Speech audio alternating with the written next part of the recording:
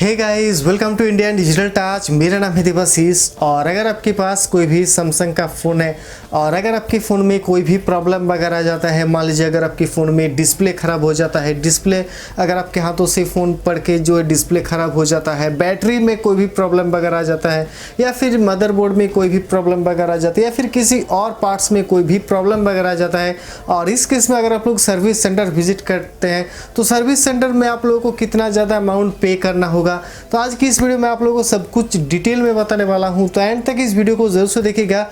और इससे पहले भी मैंने Xiaomi फ़ोन के रिगार्डिंग एक वीडियो बनाया हूं, तो अगर आपके पास कोई भी Xiaomi का फ़ोन है और अगर आप लोग जानना चाहते हैं कि Xiaomi के फ़ोन में कितना ज़्यादा अमाउंट वगैरह पे करना पड़ सकता है हम लोग को सर्विस सेंटर, तो आई बटन में उस वीडियो का लिंक है, आप जरूर से जाके चेक कर सकते हैं।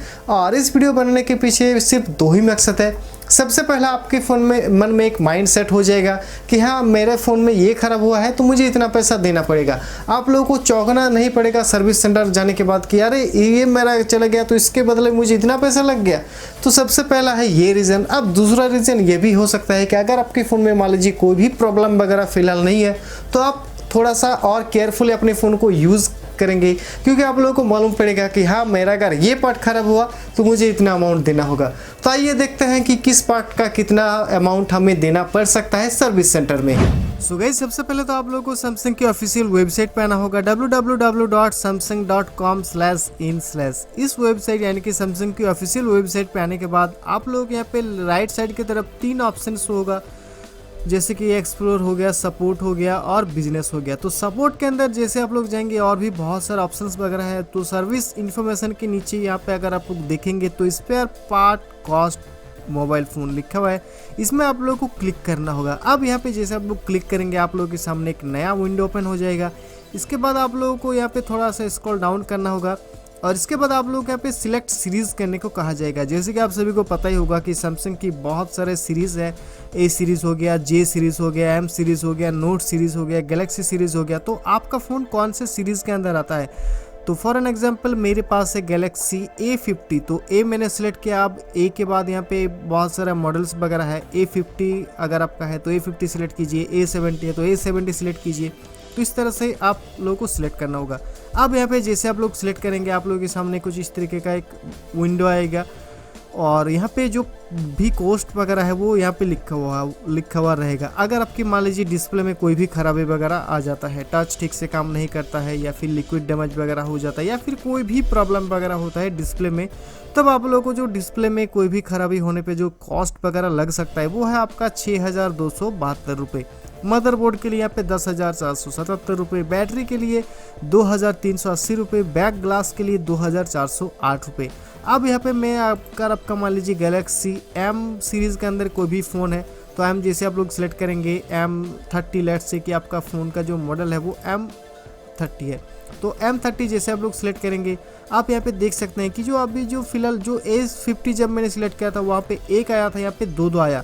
अब आप लोग को यहाँ पे ये चूज़ करना है कि आपका वेरिएंट कौन सा है, 64 GB है या फिर 128 GB वाला है। अब अगर आपके पास मान लीजिए गैलेक्सी A50 में कोई भी वेरिएंट है तो उसके लिए सेम प्राइस वही लगेगा जो वहाँ पे लिखा हुआ था। लेकिन अब अगर आपका यहाँ पे गैलेक्सी M सीरीज़ के अंदर अगर आपका 128 GB वाला वेरिएंट है तब इसका कॉस्ट वगैरह है वो अलग पड़ता है, 64 GB के लिए अलग पड़ता है। 64 GB के लिए जो डिस्प्ले है 5,887 रुपये, मदरबोर्ड के लिए 7,558 रुपये, बैटरी किट के लिए 2,578 रुपये और बैक ग्लास के लिए 1,827 रुपये। इसी तरह से आप 128 GB भी देख सकते हैं। तो इस तरह से आपका फ़ोन का मॉडल जो भी है आप यहाँ पे डायरेक्टली आप लोगों को सिलेक्ट करना होगा। इसके बाद आप लोगों को यहाँ पे जो आपका एक्चुअल फ़ोन है उसे आप लोगों को सिलेक्ट करना होगा। अब यहाँ पे जो भी प्राइसेस वगैरह लिखा हुआ है, मान लीजिए अगर आपका गैलेक्सी नोट 9 है, अगर आपकी डिस्प्ले में कोई भी खराबी वगैरह हो जाता है, 128 GB मान लीजिए अगर आपका वेरिएंट है, तब आप ये मान के बिल्कुल भी मत चलिएगा कि आपका जो डिस्प्ले में कोई भी खराबी वगैरह आता है तो 13,840 रुपये ही लगेगा। जी नहीं, अगर आप लोग यहाँ पे थोड़ा सा स्क्रॉल अप करेंगे तो यहाँ पे साफ साफ टर्म्स एंड कंडीशंस वगैरह लिखा हुआ है, जो है यहाँ पे जो GST will be charged extra as applicable. तो GST इसके ऊपर जो है अलग से बैठेगा। इसके बाद जो लेबर चार्जेस है वो भी अलग से बैठेगा। अब आप लोगों को जो एक्चुअल प्राइस है वो सर्विस सेंटर विजिट करने पर ही मतलब मालूम पड़ेगा। लेकिन हाँ, यहाँ पे आप सिर्फ एक अंदाज़ा लगा सकते हैं कि हाँ, अगर आपकी डिस्प्ले में खराबी वगैरह आ जाता है तो इतना पड़ सकता है।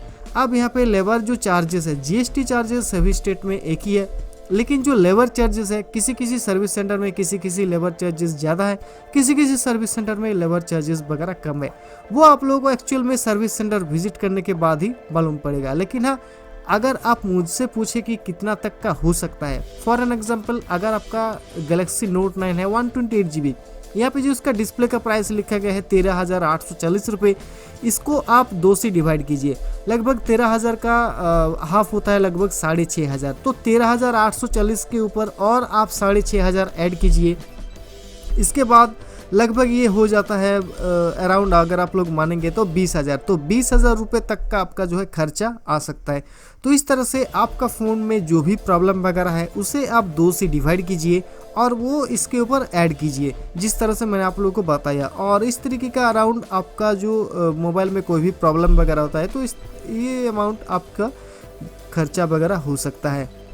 सो गाइस, जैसे कि आप सभी ने देखा कि किस पार्ट का कितना अमाउंट हम लोगों को देना पड़ सकता है सर्विस सेंटर विजिट करने के बाद, लेकिन जैसे कि मैंने आप लोगों को बताया कि ये अमाउंट एक्चुअल अमाउंट नहीं है, इसके ऊपर जीएसटी और लेबर चार्जेस वगैरह ऐड होगा। इसके बाद फाइनल चार्जेस आप लोगों को पे करना पड़ेगा सर्विस सेंटर विजिट करने के बाद। सो गाइस, आशा करता हूँ आप लोगों को ये वीडियो पसंद आया होगा, आपके लिए थोड़ा बहुत भी हेल्पफुल लगा होगा, तो प्लीज़ इस वीडियो को लाइक एंड शेयर करना बिल्कुल भी मत भूलिएगा। इसके रिगार्डिंग अगर आप लोगों के मन में और भी कुछ डाउट्स वगैरह है तो अपनी मुझे कमेंट्स करके बता सकते हैं। और इसी तरीके का और भी इंटरेस्टिंग वीडियोस के लिए आप इंडिया डिजिटल टच को भी सब्सक्राइब कर लीजिएगा। आप लोगों का बहुत बहुत शुक्रिया इस वीडियो को देखने के लिए। Thank you.